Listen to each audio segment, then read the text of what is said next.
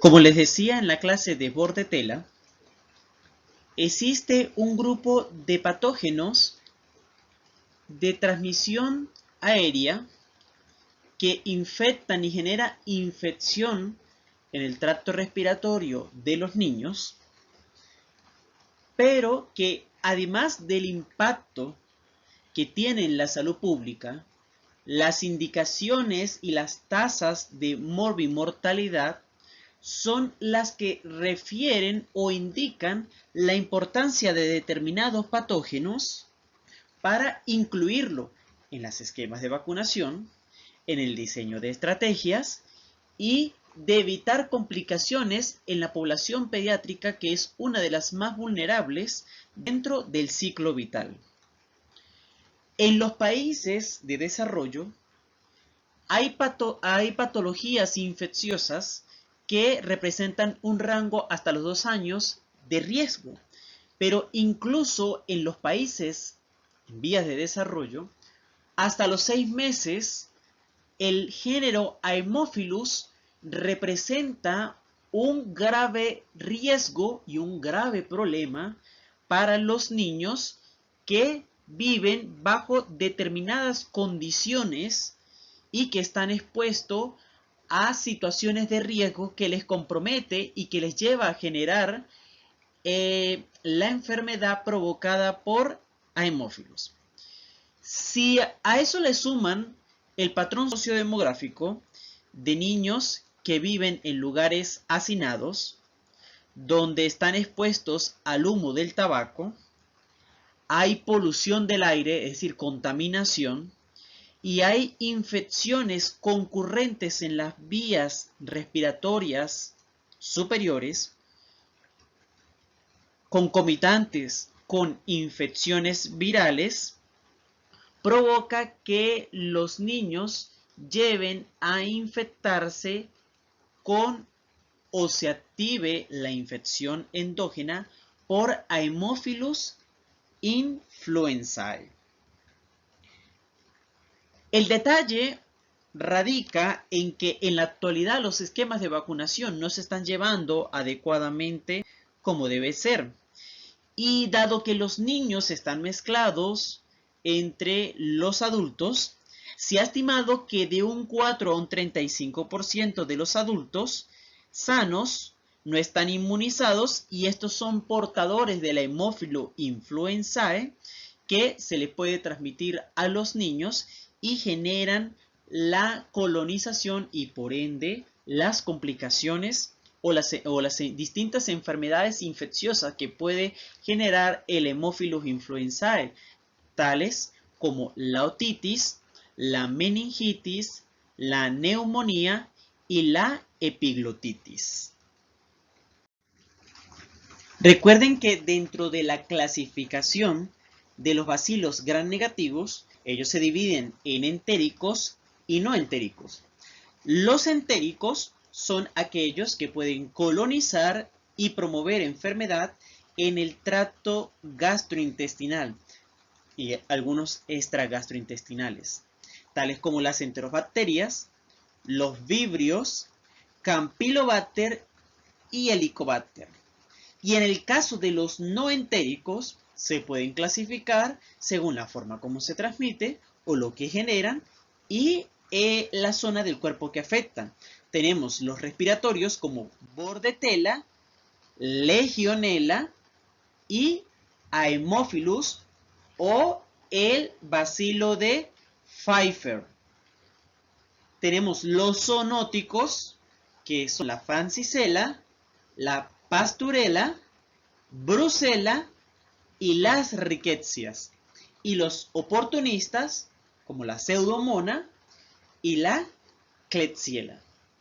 Haemophilus forma parte de la familia Pasteurulaceae, pero propiamente el género Haemophilus considera un grupo de bacterias que pueden causar diversas enfermedades, en el cual la especie influenza es la más importante desde el punto de vista pediátrico.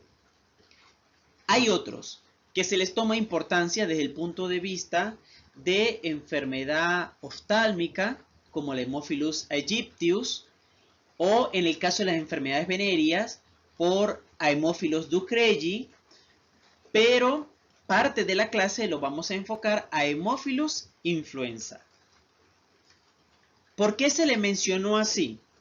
Y es porque inicialmente, cuando se aislaba el bacilo, se creía que era el responsable de generar la gripe o la enfermedad en los niños. Y por esta razón se dejó, no es que genera gripe, genera un grupo de enfermedades que están o que se ubican en la zona de la cabeza y que pueden ser altamente transmisibles y que son potencialmente patógenos, incluso son patógenos obligatorios.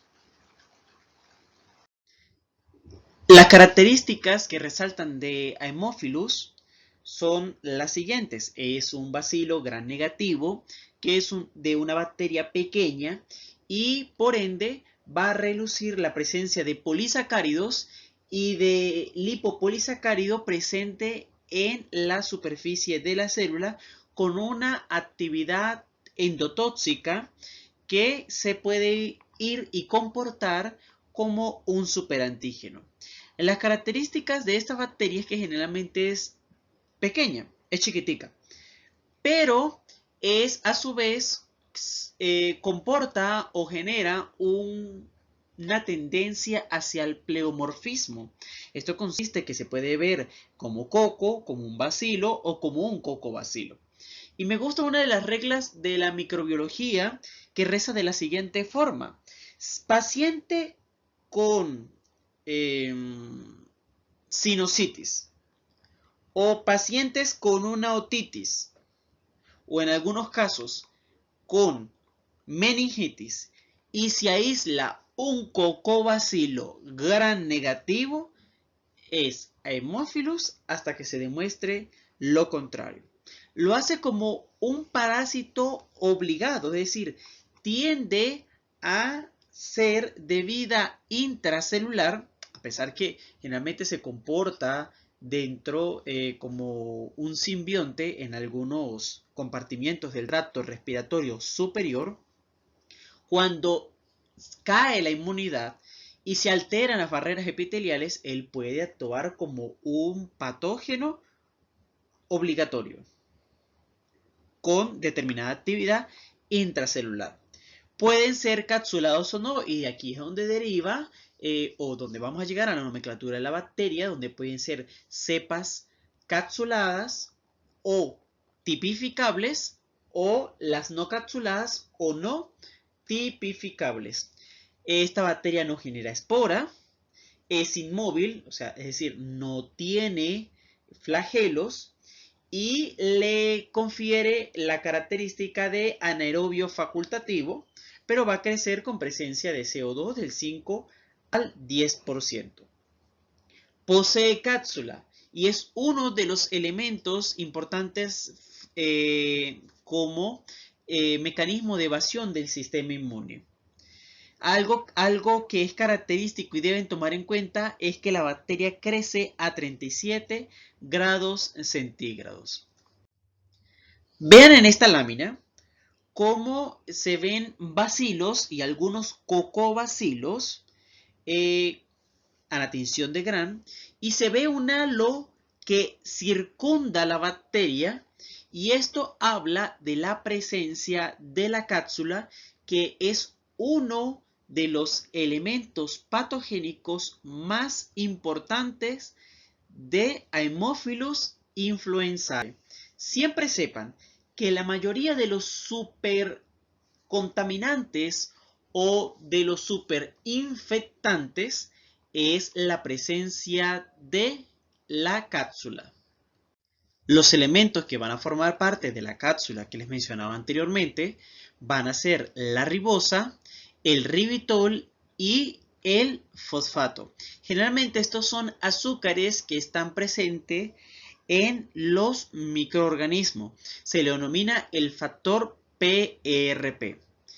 Y si ustedes recuerdan, al inicio de la lámina o de la presentación, yo les hacía mención de que estos son patógenos que tienen determinadas exigencias nutricionales y que son muy exigentes para crecer. Por eso es que los especialistas y los microbiólogos, cuando estaban tratando de replicar a Haemophilus, notaron que se necesitaban determinados medios suplementados con factores de crecimiento. Estos factores son el factor hemina o factor X, porque recuerden que fue la denominación en la cascada de la coagulación que no se conocía, y el factor 5 termolábil o coenzima, o también llamado dinucleótido de adenina o nicotidamida número 5. Tienen un detalle que comprender en esta forma. El agar sangre generalmente no es lo más idóneo para hacer crecer a Haemophilus influenzae, porque los eritrocitos tienen que mandar a liberar el factor número 5. Ahora, si el crecimiento se hace en condiciones de anaerobiosis, no se va a requerir el factor X. Por tanto, es mejor siempre buscar un medio suplementado para Haemophilus influenzae. Otro de los elementos, aparte de la regla que les dije, de que los pacientes con sinusitis, otitis o meningitis, que se reporte un cocobacilo gram negativo, si les acompaña la característica de catalasa y de oxidasa positivo, es evidentemente la presencia del Haemophilus influenzae. Visualicen en la siguiente imagen y vean cómo la cápsula de Petri con diferentes medios de cultivo y diferentes concentraciones, que está dividido en 4 o tiene 4 campos distintos, son los componentes que yo les acabo de mencionar. En el cuadrante izquierdo inferior está solamente con la presencia de hemina y en el cuadrante izquierdo superior es con la nicotidamida. Si ustedes ven, el cuadrante derecho se caracteriza por la presencia y el crecimiento de alguna colonia de Haemophilus. Vean que en el cuadrante derecho superior hay la presencia de hemina y de NAD y se ve el crecimiento de la bacteria. Ahora, si a ese medio se le añade 5% de sangre de caballo o de carnero, permite mejor el crecimiento de la bacteria.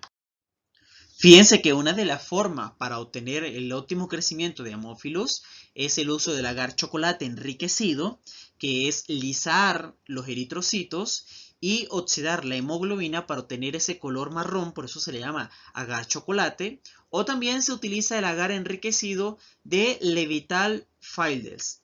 No se utiliza agar sangre, como les dije anteriormente, porque hay enzimas que degradan a los glóbulos rojos y se libera el contenido y alteraría la composición. Solamente se puede crecer en agar sangre si se cocultiva en el medio de forma simultánea y cruzada con Staphylococcus aureus, pues le va a otorgar un factor que es indispensable para el crecimiento de Haemophilus. ¿De dónde procede la obtención del inóculo? Recuerden, cuando vieron la clase de microbiota, Haemophilus influenzae forma parte de la flora normal de la nasofaringe y de la orofaringe. Pero la característica de estos Haemophilus es que son no capsulados. Por eso se teme mucho la falta de vacunación en los infantes, porque la obtención de estos son las cepas capsuladas. En el humano son las cepas no capsuladas, porque entonces tendríamos cada rato recurrencia en las infecciones. Recuerden que estas cepas no capsuladas forman parte del 60 al 90% de la microbiota de estos lugares en los niños y 35% en el adulto. Ahora, Haemophilus influenzae es el 95% responsable de las infecciones invasivas. Pero en ese entonces, antes de los esquemas de vacunación, eran las cepas capsuladas. Ahora, en la actualidad, debido a otros eventos, otro contexto, otro panorama sociales, incluso económicos, de nutrición, inmunológicos, de contaminación, las que están provocando las complicaciones son las cepas no capsuladas. Ya hablando y mencionando una y otra vez la presencia de cápsula, ahora vamos a hablar sobre la clasificación de Haemophilus influenzae. Hay tres formas de clasificar y espero que por favor se concentren y aprendan cómo nombrar bajo el acrónimo Haemophilus. Presten atención aquí, por favor. Presten atención porque que incluso puedo poner una pregunta del parcial acerca de este punto de la clase. ¿Cómo se clasifican? Primero, hay una clasificación serológica. Está la división de las no capsuladas, que ya les dije, o las no tipificables, y estas son las que van a provocar enfermedades como la otitis, como la sinusitis, la bronquitis y la enfermedad pulmonar obstructiva crónica. Y por otro lado, tenemos los capsulados o tipificables, que son las que poseen el componente de polirribitol fosfato, que es el factor PRP que se encuentra formando los componentes de la cápsula. Ahora, desde el punto de vista antigénico y de variabilidad y diversidad antigénica, las no tipificables o las no capsuladas son las que presentan estos mayores cambios. Vayan tomando en cuenta todo lo que voy diciendo. En el caso de las capsuladas o de las tipificables, hay 6 serotipos. Serotipo A, B, C, D, E y F. El serotipo B es el más virulento por la producción mayor en cantidad del PRP. Esto hace que sea o pueda evadir mejor la respuesta inmunológica. Entonces, vamos de este modo. H, Haemophilus influenzae. C, capsulable. B, que es el serotipo. ¿De acuerdo? El serotipo B es el que mayor produce enfermedad. Pero recuerden que hay una variedad, una forma de poder clasificar los microorganismos. Creo que si mal no me equivoco, yo se lo expliqué en difteria. Que para diferenciar las características metabólicas de la bacteria, pueden haber biotipos o biovars o biovariedades que son de acuerdo a las características bioquímicas que pueda tener el microorganismo. Llamamos a la producción de indol, actividad de ureasa y actividad de ornitina descarboxilasa como el sistema de biotipificación de Killian. Y según estas reacciones bioquímicas, yo las puedo clasificar en 8, dentro de las cuales el tipo 1 se caracteriza siempre por ser capsulado y se va a encontrar en el tracto respiratorio de los niños, y cerca del 94% de este tipo 1 capsulado puede producir meningitis en niños menores a 5 años. En el caso de las biovariedades 2 y 3, generalmente no son capsuladas y estas son las que producen conjuntivitis, bronquitis crónica, sinusitis y otitis media. Y la biovariedad 4, que son hasta donde las de mayor importancia epidemiológica y clínica abarca, es el agente responsable de la sepsis puerperal. Volvemos a repasar. Haemophilus influenzae, HI, capsulable, C, serotipo B, biovar 1. es el responsable de las complicaciones en la edad pediátrica. No se les olvide. HICV1.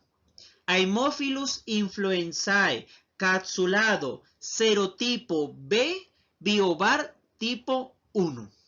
Espero que se lo graben. Y por otro lado tenemos los biogrupos, que son los que van a producir otros grados de enfermedad, como el Haemophilus aegypticus, que es el responsable de la conjuntivitis. En sí, la misma estructura antigénica de Haemophilus, además de que le permite clasificarla e identificarla, juega un rol importante en la patogénesis infecciosa. En este caso, la presencia de la cápsula, que está dada por el Haemophilus influenzae capsulable serotipo B, biovar 1, está formado por el PRP. Se cree que el resto de las especies que no pertenecen dentro del Haemophilus influenzae tienen cápsulas polisacáridas. Hay un componente que también juega como componente esencial en el mimetismo molecular, en el caso de las Neisseриas y en Haemophilus, es la presencia de los LOS, L-O-S, los lipooligosacáridos, y es que son dos tipos antigénicos diferentes del lípido A. ¿Qué sucede con estos LOS?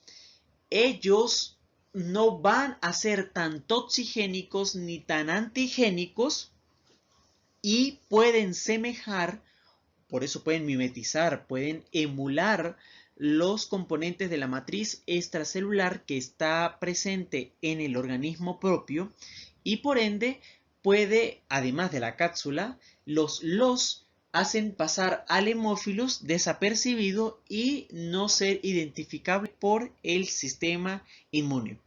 Y las proteínas de membrana externa, la P2 va a jugar un rol de proteína de membrana que le va a conferir a la bacteria una actividad heporina, y la P6 son lipoproteínas que están asociadas al peptidoglicano. También en la superficie de Haemophilus hay presencia de glucopéptidos y estos van a tener actividad ciliotácticos. Es lo mismo que sucede con los lipoligosacáridos, que también tiene una acción paralizante sobre los cilios y promueve un grado de inflamación. Vean en esta imagen cómo se esquematizan los factores de virulencia propios de Haemophilus. La presencia de fimbrias y de pili o de fimbrias filamentosas son las que van a permitir unirse a la matriz extracelular. Y supone evidentemente que la mayoría de las adhesinas que se encuentran en la superficie del Haemophilus influenzae tienen como receptores la superfamilia de las inmunoglobulinas y específicamente la CECAM1, que es una molécula de adhesión celular. Pero no solamente toma este receptor por sí solo, reconoce también ligandos como el colágeno, la laminina y la mucina. En la superficie de Haemophilus también están expresadas, como ya les dije en la lámina previa, las proteínas de membrana externa, las OM5, la 2 y la 6, que le va a permitir unirse a la CECAM y a su vez va a interactuar con el TLR2. Pero lo que va a determinar la función de estas proteínas de membrana externa es que van a colaborar con la adherencia de la bacteria al tracto respiratorio. Por otro lado, vean que está la presencia de los lactoligosacáridos que de alguna forma se unen a receptores presentes en las células del huésped. Además de la presencia de los de fimbrias y de receptores que puedan ayudar y que colaboren a la adherencia de la bacteria, está la presencia de una IgA, que es la que va a facilitar mejor la colonización a eliminar la inmunoglobulina específica de mucosas y dirigida contra Haemophilus influenzae. Observen en el siguiente esquema, muchachos, cómo es que ocurre la interacción de la bacteria con el epitelio respiratorio. Hasta el momento no hay una figura o una forma definida de cómo Haemophilus puede llegar a pasar de simbionte a patógeno propiamente. Ni tampoco cómo logra burlar efectivamente todas las barreras, puesto que es algo muy conocido que Haemophilus puede llegar a producir bacteremia y enfermedades en las articulaciones y en los huesos, y esto puede llegar a ser en un periodo de tiempo muy corto, con un singular comportamiento en las cepas capsuladas. Lo que sí está descrito es cómo puede llegar a circulación sanguínea. Recuerden que como la mayoría de las bacterias tienen dos formas de paso, la vía paracelular y la vía transcelular.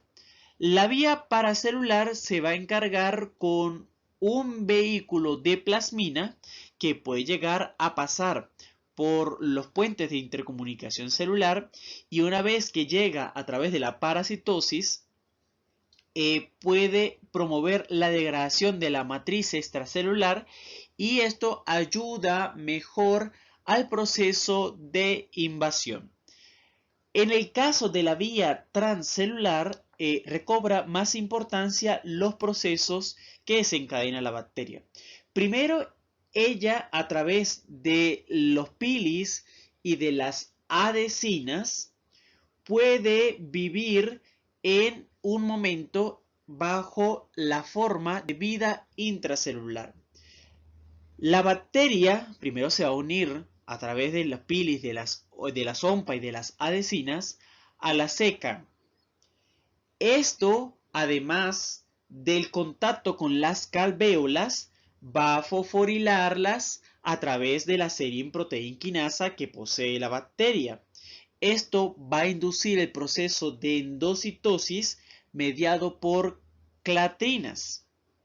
Y luego de la endocitosis va a mediar mediante una GTPasa, induciendo los cambios en dichos metabolitos para que ella pueda vivir un tiempo en vida intravascular. Una vez que ella se encuentra internalizada dentro de la célula, mediante pinocitosis se va a dirigir hacia el otro polo de la célula, y una vez que se encuentra en interacción con la matriz extracelular del otro lado polar de las células, se une a la laminina, y esto va a permitir una mayor carga bacteriana en el epitelio respiratorio. De este modo, ya cuando llega a estos espacios donde pueden haber células del sistema inmune, la actividad endotóxica de los glicopéptidos van a provocar las reacciones inflamatorias en este tejido, y por ende las afectaciones del tracto respiratorio que se conocen como la neumonía y la epiglotitis. De esta forma, considerando lo que hemos revisado acerca de el Haemophilus y sus componentes, podemos clasificar especies de importancia clínica que le permitan a ustedes valorar qué puede ocasionar cada uno. Haemophilus influenzae es de importancia en la edad pediátrica, bien sea las capsuladas y las no capsuladas. Y dentro de las capsuladas que sean del biobar tipo 1. Y recuerden que sea del serotipo número 4 en el caso de las capsuladas. Ya en el adulto va a preocupar es la presencia del Haemophilus influenzae biogrupo aegyptius, que es el que causa la conjuntivitis, y el Haemophilus ducreyi como el agente venéreo que más adelante lo vamos a revisar. Y en el caso de los adultos, hay un grupo de especies que tienden a ser oportunistas. El Haemophilus hemolyticus, el Parahemolyticus, el Sennis, el Paraprophilus y el Haemophilus aprophilus, o también se conoce como Agregibater. Tengan en cuenta que estos son los probables patógenos a considerar o las distintas especies a considerar para verificar el grado de enfermedad y el tipo según las condiciones que tenga el paciente.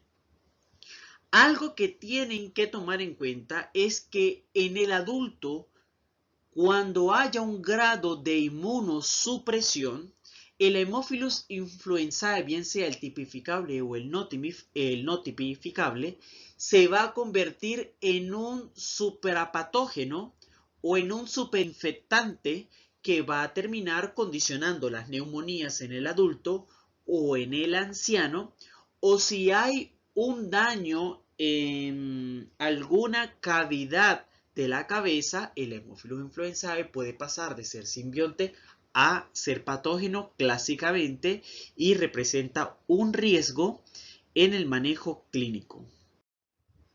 También podemos clasificar según el grado de enfermedad que puede provocar el Haemophilus y las variedades y las diversificaciones que tiene según la presencia de los componentes antigénicos. Tengan en cuenta, paciente pediátrico que se ha infectado por un Haemophilus influenzae capsulable o tipificable serotipo B biobar 1 puede producir meningitis, sepsis, artritis, epiglotitis, celulitis, neumonía y empiema. Ahora, por otro lado, los no tipificables pueden producir otitis, conjuntivitis y sinusitis.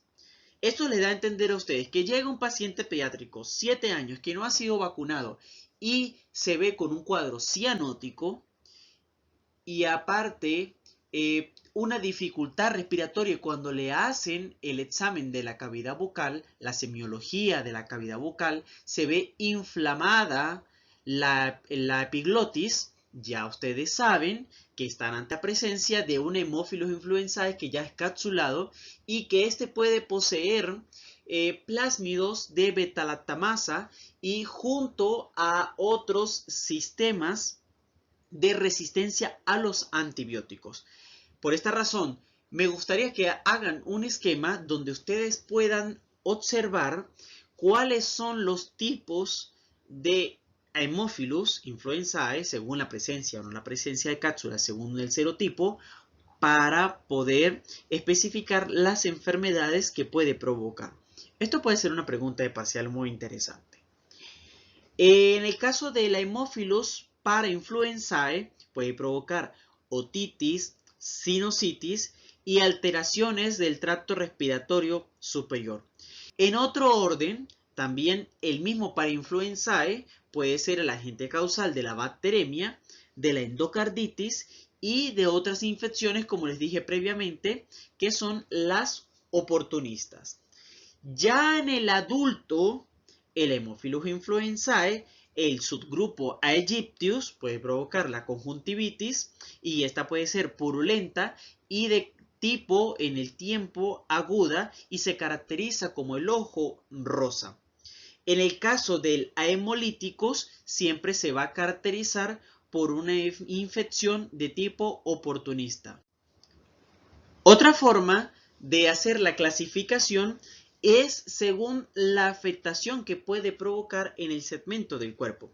Si es en el tracto respiratorio superior, puede provocar otitis, sinusitis y epiglotitis. O en el tracto respiratorio inferior puede provocar bronquitis, neumonía y empiema. En el sistema cardiovascular, cuando ya ha logrado pasar el tracto respiratorio y llega al corazón, puede provocar endocarditis, pericarditis y esta es de forma purulenta. En el sistema articular puede provocar artritis séptica y en el tejido blando celulitis con bacteremia febril oculta de grado 2. Una de las cosas más temidas en la infancia es la presencia de meningitis y esto ocurre cuando a los niños se les ha transmitido una cepa capsulable y el niño esté totalmente sano, pero no con la cobertura de las vacunas. ¿Cómo puede entrar la bacteria? Bien, sea por vía aérea, tomándola a través de las gotículas, o por vía ótica. También se puede lograr a través del contacto con fomites. Una vez que el niño adquiere la bacteria, tardan aproximadamente 3 días para que empiece el proceso patogénico y de esta forma pueda llegar a desarrollar el patrón clínico. En el caso del 85% de los niños que adquieran esta forma, hay una forma normal de presentación de la enfermedad y otro porcentaje donde empieza con una otitis, hay presencia de sinusitis y hay manifestación catarral. Finalmente, en la clínica habrá para diagnosticar la meningitis una hipertensión intracraneal, hay irritación meningia, hay rigidez de la nuca y hay daño neural. De esta forma se puede tomar líquido cefalorraquídeo para hacer un diagnóstico que luego ya ustedes lo van a ver más adelante cuando vean propiamente la materia de infectología. Ya les he mencionado cuáles son los medios de cultivo y cuáles serían las características bioquímicas para el diagnóstico de hemófilos. Aunque vamos a tomar en cuenta los siguientes puntos. Número 1. Para la toma de la muestra deben buscar, en el caso de manifestaciones en el tracto respiratorio superior, muestras de la bucofaringe y tienen que evitar que se contamine con secreciones orales. En el caso que haya una sinusitis o una otitis, tienen que hacer una punción o aspiración directa con una aguja. De igual forma, tienen que evitar contaminar la aguja. Y se toma esputo en el caso del diagnóstico de neumonía o de infecciones del tracto respiratorio bajo. Van a tomar muestra de líquido cefalorraquídeo en caso de que sea meningitis y esta lo van a llevar directamente a microscopía a que se haga un cultivo y ver el diagnóstico mediante el serotipaje. En los casos que usted vea en niños con epiglotitis, celulitis o artritis, tienen que mandar a hacer un hemocultivo. Y en el caso de Haemophilus ducreyi, que más adelante lo van a ver, tienen que mandar a tomar la muestra con una torunda húmeda de la base del margen de la úlcera. Esto lo van a mandar a cocultivar y verán la presencia del patógeno en crecimiento. Número 2. Mandarán a hacer la microscopía. De todas las muestras que puedan obtener, le incluyen la tinción de Gram. ¿Qué van a ver? Cocobacilos y filamentos de bacterias pleomórficas. Como ya les he dicho, regla. Presencia de cocobacilos en los sitios que les he mencionado es sí o sí hemófilos. Luego van a mandar a hacer como número 3 el diagnóstico antigénico que van a solicitar con la identificación de los antígenos capsulares de la PRP para Haemophilus influenzae capsulado serotipo B, Biovar número 1. También puede mandar a hacer pruebas de látex que darán presencia del patógeno en líquido cefalorraquídeo y en orina. Cuando manden a cultivar, pidan la prueba de satelitismo, que cocultiven a Haemophilus con Staphylococcus aureus en agar sangre no calentado para que vean o observen o determinen la presencia de la hemolicina de Staphylococcus aureus que ayudará al crecimiento de Haemophilus. ¿Por qué razón? El estáfilo produce factores de crecimiento que es necesario para poder que crezca Haemophilus. Él ayuda a liberar el factor N intracelular, en el factor X, y ayuda a excretar niacinamida mediante la esfingomielinasa que genera, que termina lisando los eritrocitos. La liberación de estos componentes ayudan a que de forma perpendicular a la línea donde se cultivó Staphylococcus aureus pueda crecer Haemophilus influenzae. Y ahora les presento el Haemophilus ducreyi, que es un agente de infección del tracto genital de ambos géneros, pero que estadísticamente y epidemiológicamente se representa como una infección de transmisión sexual que es poco frecuente. El Haemophilus ducreyi, como agente de enfermedad venérea, provoca la lesión que se conoce como el chancro blando o el chancroide. Entre las características generales o que se asocian con la identificación y el cultivo del microorganismo, verán que cuando tomen muestra de las lesiones, se van a encontrar con la presencia de un cocobacilo gram negativo y que se va a teñir muy débilmente. De igual forma, no va a haber la presencia de flagelos, y por eso es inmóvil, pero que a diferencia de los otros Haemophilus, este es catalasa negativo, pero se identifica como oxidasa positivo.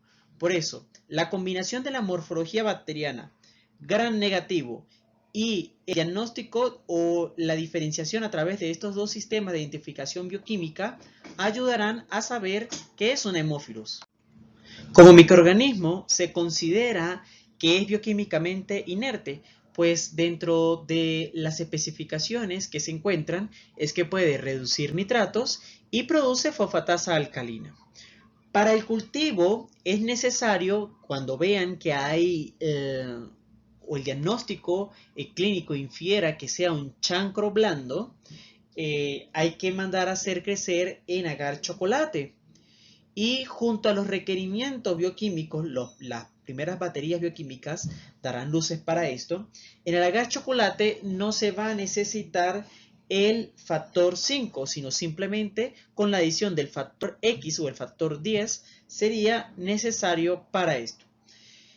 No es tampoco necesario mandar a hacer pruebas de resistencia a los antibióticos, simplemente el tratamiento de ceftriaxona junto a trimetoprim sulfamethoxazol o eritromicina van a ayudar a que cicatrice la lesión en aproximadamente 2 semanas. Por eso, este algoritmo de identificación bioquímica es necesario solo para el Haemophilus ducreyi. Es muy fácil de identificación.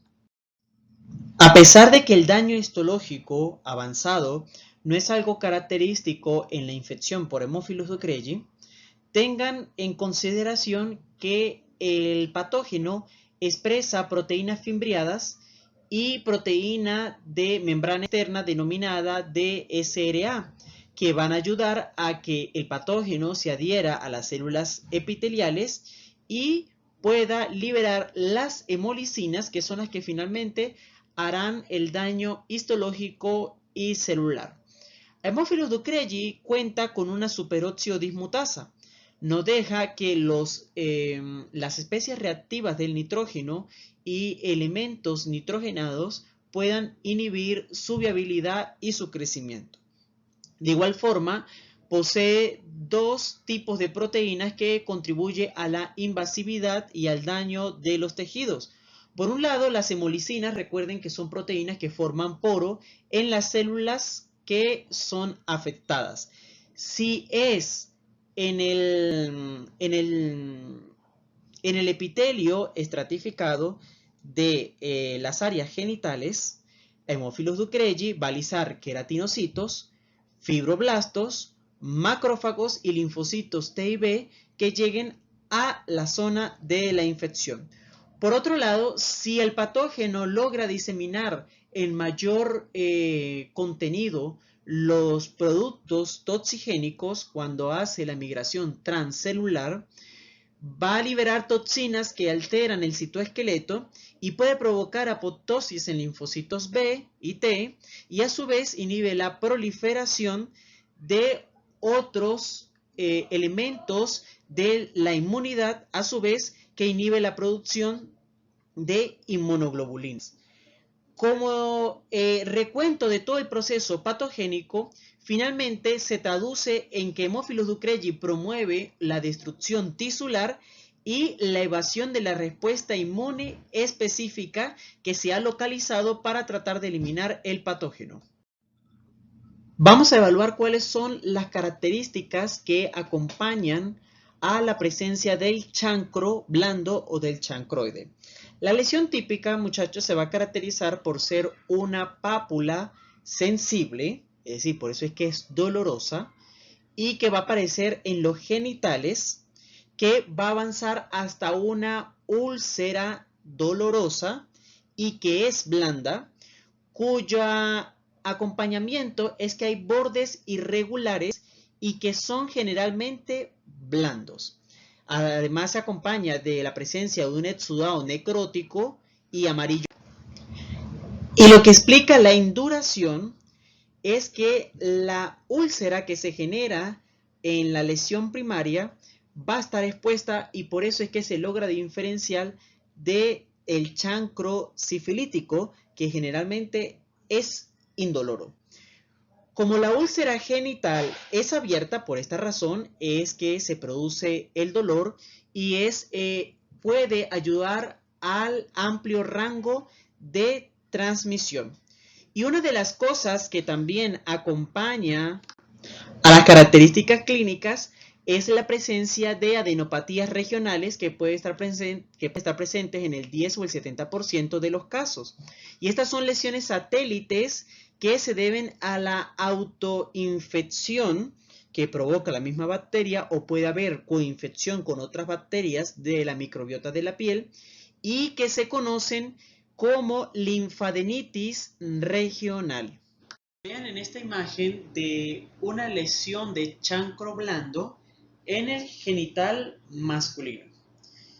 Si observan la lesión propiamente, verán que hay una base eritematosa y que en la región hacia la periferia hay presencia de bordes irregulares, pero que a su vez denotan que hay un material distinto al componente eritematoso que hay en el centro de la lesión.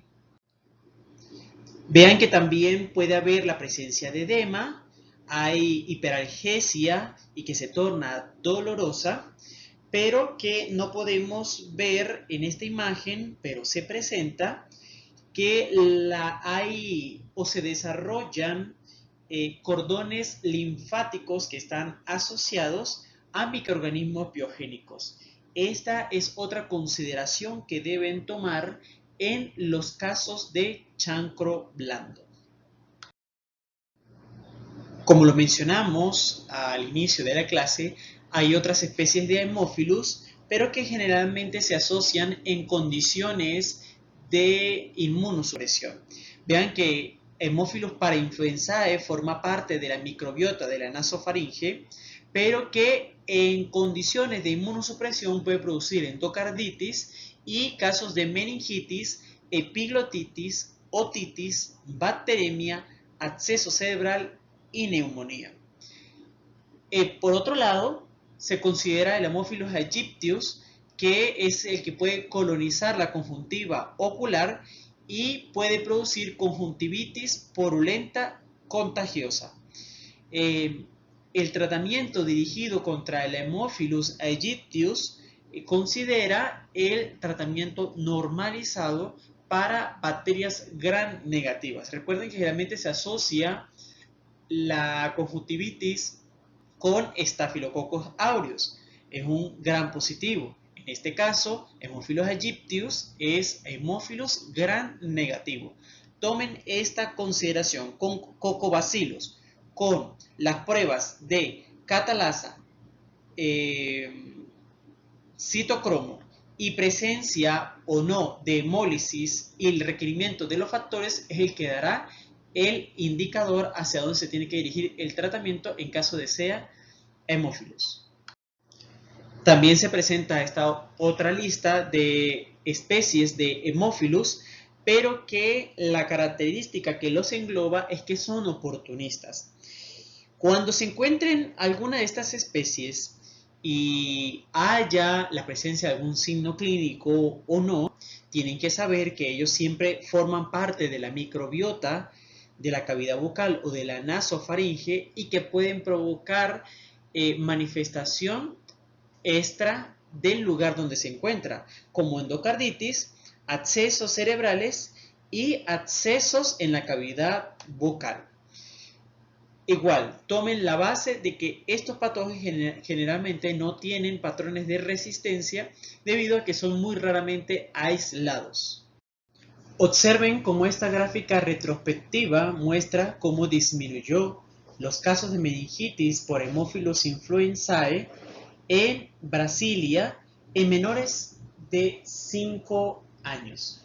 Vean cómo desde el año 94 hasta el 2001 ha disminuido y cómo la vacunación, llevado en esquemas favorables, cónsonos, continuos, ayudan a disminuir las tasas de morbimortalidad en infantes. Ya les he mencionado a ustedes, si mal no recuerdo, en la clase de Clostridium tetani, en la clase de difteria y en la clase de bordetela, que la vacuna trivalente generalmente va acompañada de otros dos componentes virales, como es el de la hepatitis B y el del polio, y la presencia de las proteínas conjugadas de Haemophilus influenzae.